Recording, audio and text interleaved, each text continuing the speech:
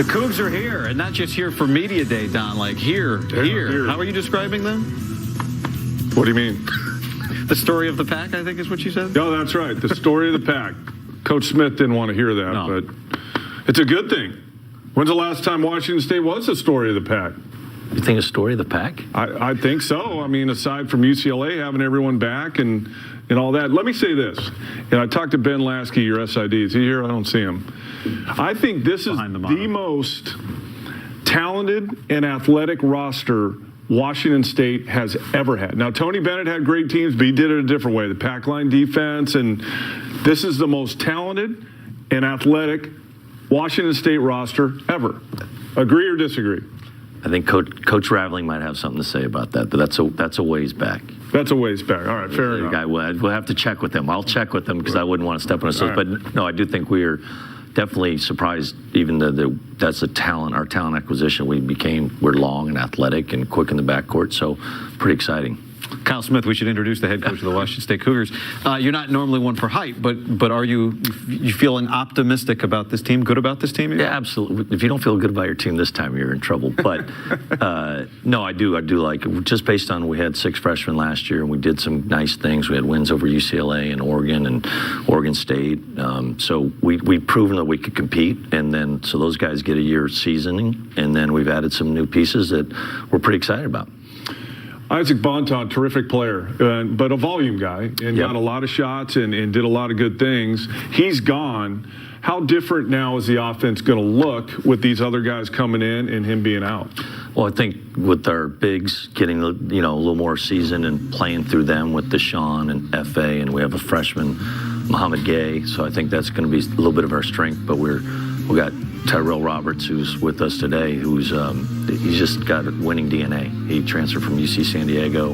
They went 30-1 in his last year he played, and we've been working out since June. And he's assumed a leadership role and kind of fill in where Isaac did as far as the playmaking, ball handling, and add that with Noah and some other guys. We feel like we're pretty good. We could something we would guess that Tyrell has filled a leadership role because he was one of the 2 players. I know. Probably everyone's like, they say, "Oh, Tyrell's coming out." I say, you know what? He's kind of earned it, and we're young, but he brings a guy that I've known, watched him play in high school, and when he became available, I was like, no, that's the kind of guy we need. He won in high school at Wood Creek. I watched him play at AU, and then what he's done at UCSD, and then he's really impressed the staff and his teammates since he's been on campus. How much, Kyle, do you change your scheme? Meaning, do you recruit to play the way you want to play, or you recruit best available, and then you can adjust on the fly to how you do things, both offensively and defensively? We're talent acquisition. We're Pullman. We're going to get the best players we can. Kind of what I guess the NBA GMs would say, like you're just going to draft the best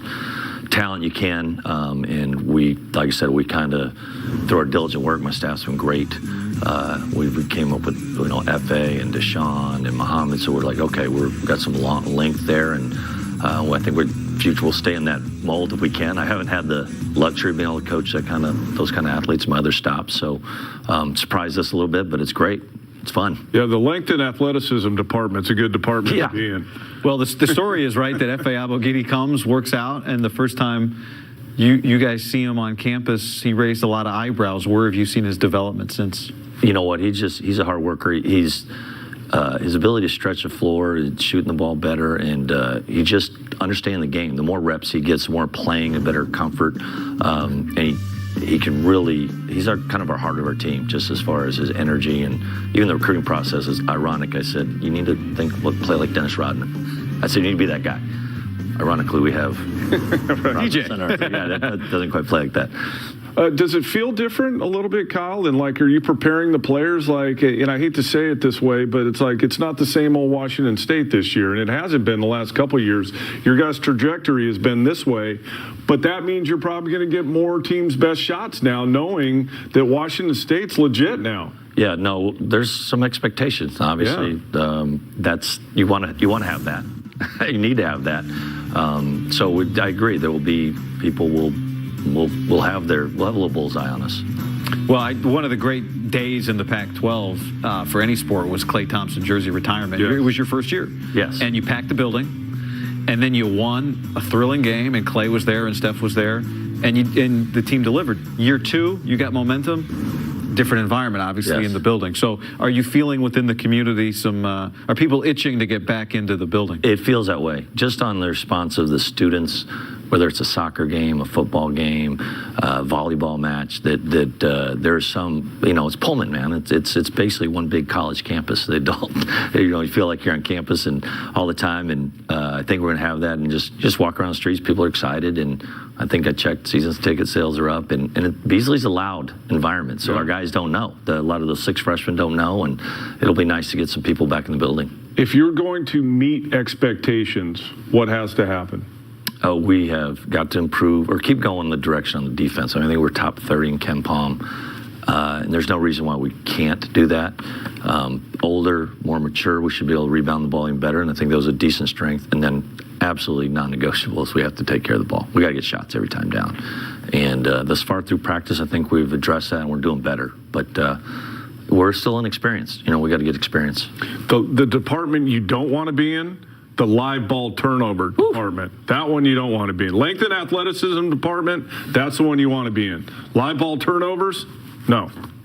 It's -7 in the hustle stats. Just it's the worst play. It's the worst play you can make in basketball. So in your grading, it's the worst play you can make. It's -7. -7. So you can go from the highest graded player in the game. Yeah, the -7 it's damaging, especially if you throw it to your teammate that gets a steal that's +6. That's a 13-point swing. Oh, we'll go. There's a lot of stuff going on there, but you can ask. We need like a second scoreboard. Yeah, no. I knew live ball turnovers were the worst. The nerd ball is real. The nerd ball is real. The hustle.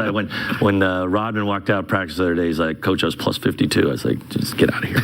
I don't want to hear that." All right, Tyrell Roberts and F.A. Abogidi are sitting by with Jordan Kent. Jordan? Hey, I'm loving the nerd ball conversation, so we'll have to have some more of that here later. But Tyrell, let's start with you because you're one of the only transfers to come here to Media Day, and we heard the impact that you've had leadership-wise. Let's start with your decision to come to Washington State. What was it about the Cougars that really caught your eye? You just, some of the things that they were talking about. It's a college town, college environment. The fans really rock with you. And like Coach was saying earlier, we're the pro team in the city in that region. So I thought that would be a really cool environment to, come play in. And it's like the highest level of college basketball you could play, Power 5 conference. And obviously the conference did real well going in postseason. So it was an easy decision for me. How did you come in and establish yourself as a leader? Because there really hasn't been any season for you to demonstrate anything on the floor in games, yet here you go, you come in preseason, set the tone. How did you approach that? Right. I just approached it, taking it one day at a time. My biggest thing is staying present, focus on each play and string that into good plays, into good days, good weeks. And then everything just took care of itself after that. F.A., last season, was there a moment where things seemed to slow down? Because for a lot of the freshmen that step up and have terrific first seasons, they talk about a moment where the game just seemed to get easier. I would think after the non-conference games, I feel like I was a bit more comfortable after I got the double-double 3 times in a row. So I think after that, I felt a little bit more confident doing what I do on the court. What are you trying to improve upon this season? I would say my ball handling. It was not really great last year, but I've been working over the summer to get that better. And what does that work look like in the summer? I mean, are you getting up early? Who are you working with in order to develop that skill? I was working with some guy from Florida. He's a really good guy. And I had a chance to participate with the Nigerian Olympic team, but I didn't go to Tokyo with them. But I got a chance to play with some of the best players in the world in the NBA too. So, it was a great experience for me during the summer. And to follow up on that, what did you learn from that experience? Because not every college player gets a chance to play with some of the best players in the world during the offseason. I would say it's a confidence booster. Having to be able to play against NBA guys and actually play good against them. It just shows you how what you need to work on, things you got to do on the court to make you a better player. Watch how they play, how calm and fast and composed they play. So I would just say that's something I was really focused on, looking at them play, just learning from my environment. Tyrell, do you have a sense of what your role is going to be on the floor this season? What's your job night in and night out? Somewhat, yeah. Coach was talking about turnovers was a problem last season, so I think that's a strength of mine, is just keep taking care of the ball, facilitating, and when we need a bucket, go get a bucket.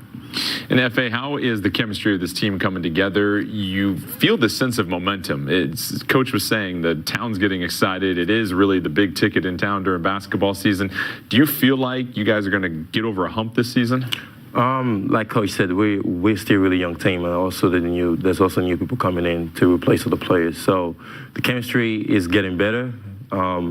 We are getting there. You know, I can't put an expectation there and be like, oh yeah, we are right there yet. We're still improving. You mentioned confidence booster in your experience playing against those players for this team last year.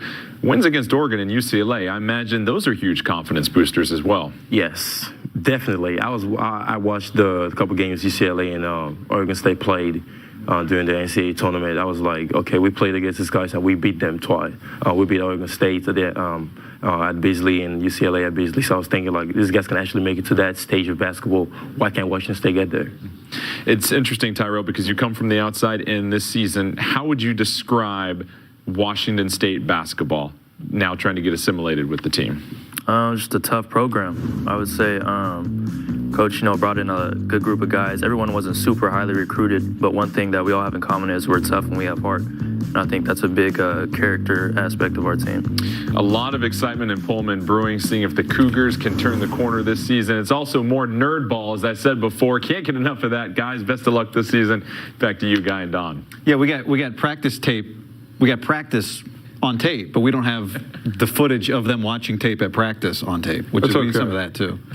You want to know where the nerd ball's getting them? You know, one of our TV partners, CBS, who doesn't do a whole lot of games in our conference, is going to Pullman this year to do the Oregon game, which says a lot about, again, the trajectory of Washington State and their program. 5 years ago, CBS ain't going to Pullman. This year, they're going to Pullman. So things are on the rise, as we've been talking about for the last 2 years at Washington State.